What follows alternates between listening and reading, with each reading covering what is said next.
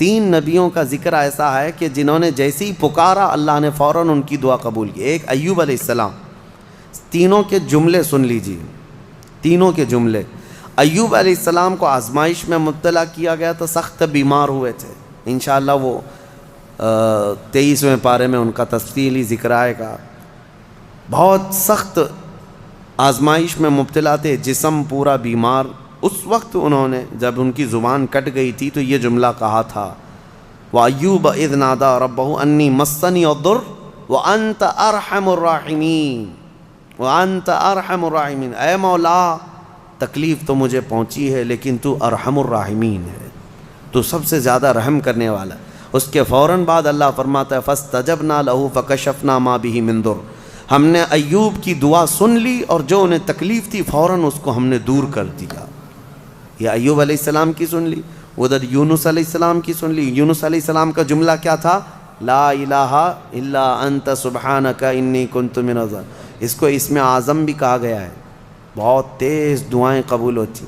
تیسرے نبی کا ذکر ہے حضرت زکریا علیہ السلام. اولاد نہیں تھی, بڑھاپا آ گیا تھا, تب انہوں نے یہ کہا تھا ربی لا تذرنی فردا وانت خیر الوارثین. اے میرے رب مجھے تنہا مت چھوڑ, مجھے اکیلا مت رکھ, تو بہترین, تو خیر الوارثین ہے, بہتر وارث دینے والا ہے, سب کا بہترین وارث تو ہی ہے. تو یہ دعا حضرت زکریا علیہ السلام کی اللہ کو پسند آئی. اے اللہ مجھے اکیلا مت چھوڑ, تو خیر الوارثین ہے. اللہ فرماتا ہے فاستجبنا لہ ووہبنا لہ یحییٰ. ہم نے زکریا کی دعا سن لی اور فوراً ان کو یحییٰ علیہ السلام کی شکل میں بیٹا عطا کیا.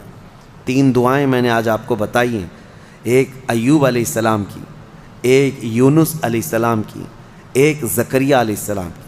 ایوب علیہ السلام نے بیماری میں دعا کی, یونس علیہ السلام نے اندھیریوں میں دعا کی, زکریا علیہ السلام نے بے اولاد ہونے پر دعا کی.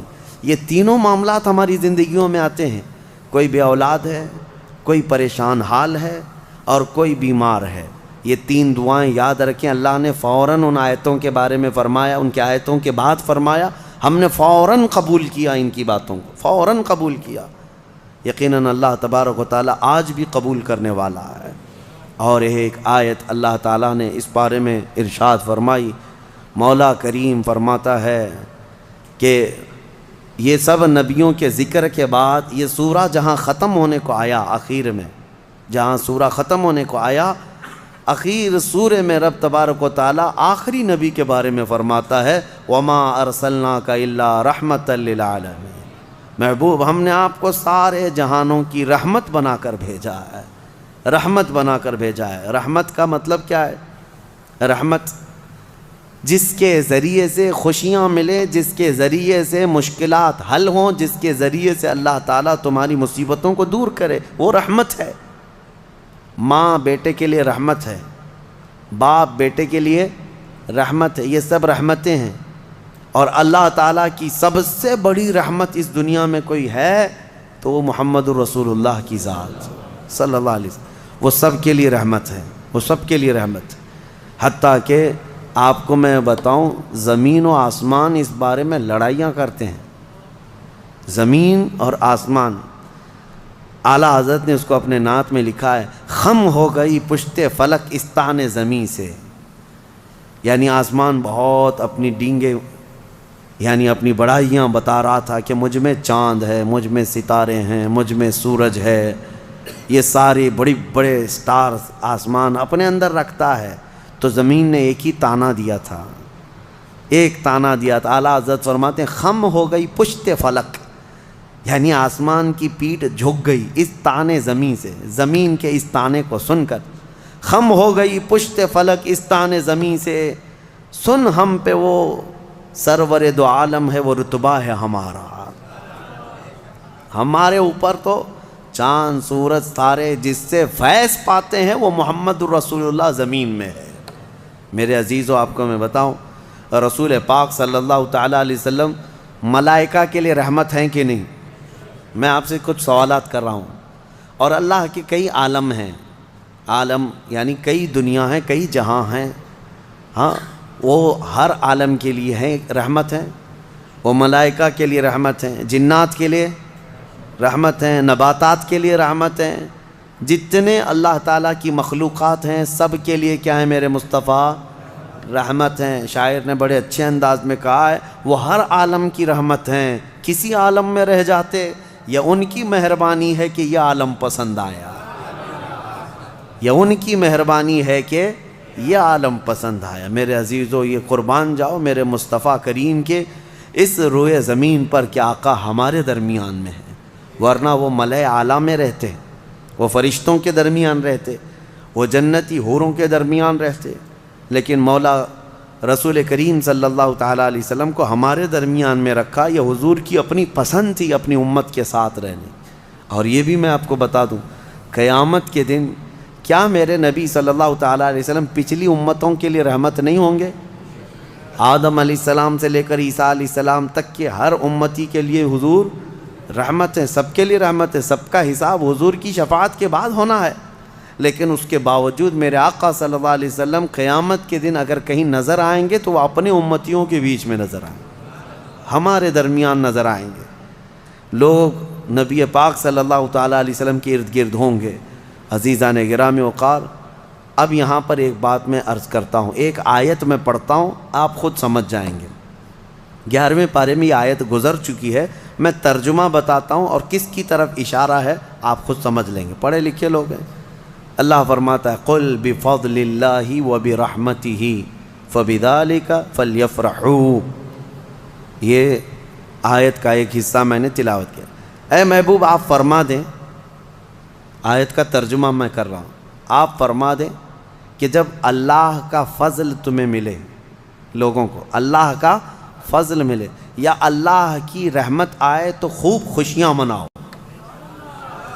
اللہ نے کیا فرمایا؟ جب اللہ کی رحمت تمہیں مل جائے تو خوب خوشیاں منائے۔ سنیو سمجھ گئے؟ قرآن کی آیت کہہ رہی ہے جب تمہارے پاس اللہ کی رحمت آ جائے تو، اب ہر ایک کو بات پتہ ہے اللہ کی سب سے بڑی رحمت اس روئے زمین پر 12 ربیع الاول کو آئی۔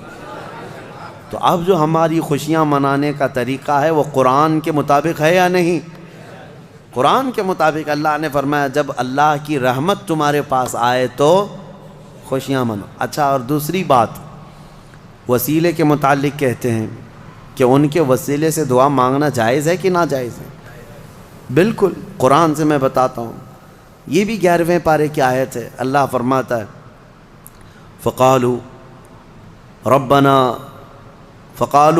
ربنا لا تجعلنا فتنة للقوم الظالمین۔ یہ پچھلی امتیوں کی دعا اللہ فرما رہا ہے پہلے کہ ان لوگوں نے کہا اے رب ہمارے، اے ہمارے رب، ہم کو ظالم قوم کے لیے آزمائش کا ذریعہ نہ بنا، ظالم قوم کے ہاتھ ہمیں مت چھوڑ دیں۔ ان کی دعائیں وَنَجِّنَا بِرَحْمَتِكَ مِنَ الْقَوْمِ الْكَافِرِينَ، یہ دعا تھی پہلے والوں کی، لیکن قیامت تک آنے والا یہ دعا کر سکتا ہے، قیامت تک آنے والا یہ دعا کرے گا۔ کیا؟ وَنَجِّنَا بِرَحْمَتِكَ مِنَ الْقَوْمِ الْكَافِرِينَ، اے ہمارے رب اپنے رحمت کے وسیلے سے، اپنی رحمت کے وسیلے سے ہم کو کافروں سے نجات دے دے، اپنی رحمت کے وسیلے۔ اور رحمت کون ہے؟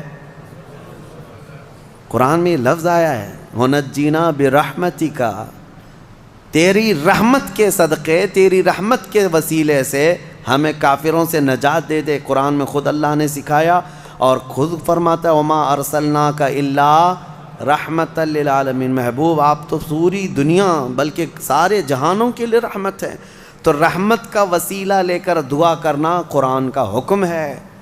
بہرحال نبی پاک صلی اللہ تعالیٰ علیہ وسلم رحمت للعالمین ہیں، جو نہ سمجھ سکے وہ اس کی خام خیالی ہے، بد نصیبی ہے، لیکن الحمدللہ میرے مصطفیٰ اس روئے زمین کے لیے بھی رحمت ہیں اور قیامت کے دن کے لیے بھی ہمارے لیے رحمت ہے۔ اللہ کریم میرے مصطفیٰ کی عاشقوں کی جماعت میں زندہ رکھے اور ان کے سچے عاشقوں میں ہی ہماری موت عطا فرمائے۔ سورہ حج کا بھی تذکرہ آیا ہے کل کی سورہ میں، جیسے سورہ کہف سورہ طٰہٰ اور سورہ کہف وغیرہ جو ہم نے تلاوت کی تھی، اس میں بہت ساری چیزیں، کئی لوگوں نے ہم سے سوال کیا ذوالقرنین کون تھے، کیونکہ یہ سوال یہودیوں نے حضور سے کیا تھا۔ اور پھر دیگر کچھ چیزیں. دیکھیں میں آپ کو ایک بات بتا دوں, یہاں مختصر سا وقت ہے, تھکے ہوئے لوگ ہیں, تراویح کافی 1.5 گھنٹے تک 2 گھنٹے تک پڑھتے ہیں, پھر میں آپ کو اتنی دیر تک پکاتا رہوں, یہ بھی مناسب نہیں ہے. میں یہ چاہتا ہوں کہ مختصر انداز میں آپ کو جو اہم پیغامات ہیں وہ مل جائیں. پوری تفسیر سننا ہے تو پھر تفسیر آپ کو پڑھنا بھی چاہیے. میں پوری تفسیر تھوڑی نہ بیان کر رہا ہوں. اور آپ کو پتہ ہوگا ہم تفسیر کر رہے تھے, تقریباً 7 سال میں نے تفسیر کیا الحمدللہ. 7 سال میں صرف ہمارے 5 پارے ہوئے تھے. قرآن کی تفسیر کے 5 پارے بھی میں نے پورے مکمل نہیں کیے. 5 پارے اخیر تک پہنچا تھا جس کے لیے ہمیں 7 سال لگ گئے تھے, بلکہ اس سے زیادہ ہی لگ گئے تھے. تو آپ اندازہ کریں کیا میں یہ 30 دنوں کے اندر پورے قرآن کی تفسیر کر سکوں گا؟ بس پورے پارے کے اندر جو اہم پیغام ہوتا ہے, کوئی اہم واقعہ ہوتا ہے, وہ عبرت کے لیے آپ کے سامنے رکھ دیا جاتا ہے. اللہ تعالیٰ انہی پیغامات کے ذریعے سے ہمارے دلوں میں انقلاب پیدا فرمائے.